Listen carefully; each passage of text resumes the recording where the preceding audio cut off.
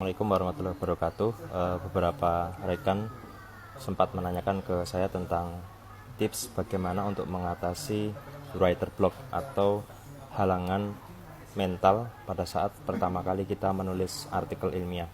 Nah, sebenarnya pada saat pertama kali kita menulis artikel itu ada beberapa cara yang bisa kita lakukan untuk memudahkan kita supaya dalam menulis artikel kita bisa melakukannya dengan baik.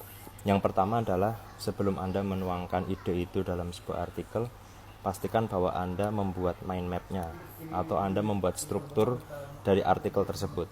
Misalkan di bagian introduction Anda perlu membuat semacam poin-poin begitu. Anda bisa menggunakan software mind map atau menggunakan software PowerPoint untuk menuliskan apa sih sebenarnya yang akan Anda ceritakan. Nah, di software mind map atau software PowerPoint tersebut Anda bisa menuliskan pokok pikiran yang akan Anda tuangkan ke dalam artikel tersebut.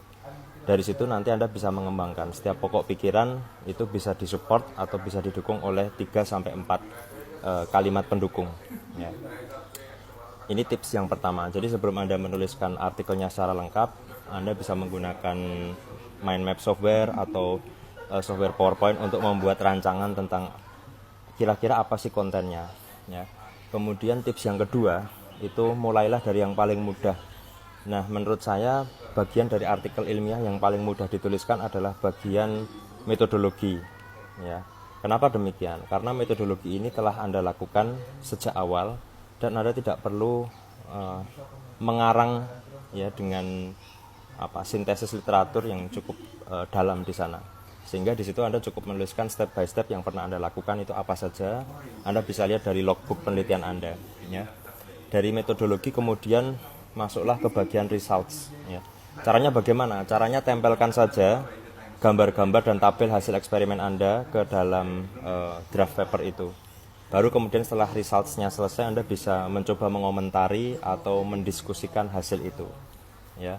Baru kemudian nanti Anda menulis bagian introduction, bagian conclusion, lalu bagian abstrak. Itu tips yang kedua. Nah, tips yang ketiga adalah memilih waktu yang paling produktif untuk menulis. Ini saya kira masing-masing dari rekan-rekan pasti memiliki time zone yang berbeda. Saya kira ada beberapa orang yang dia sangat produktif ketika malam hari, atau ada beberapa orang yang lain yang dia sangat produktif di pagi hari. Nah, untuk bisa tahu, rekan-rekan sekalian harus melakukan eksperimen, dan eksperimennya harus bisa diukur.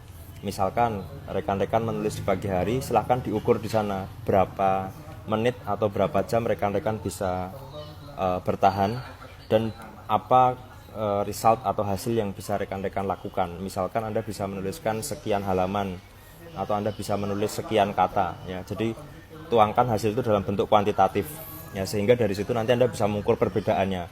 Misalkan dalam minggu pertama Anda mencoba eksperimen menulis pagi hari.